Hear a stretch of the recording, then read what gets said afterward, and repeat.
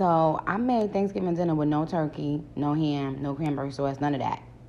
I made it my way with my fried chicken, the best in the world. Who wanna battle me? My macaroni and cheese is the best in the world. Who wanna battle me? I made stewed chicken, shrimp, potato salad, corn, and plantains. The plantains look a little burnt.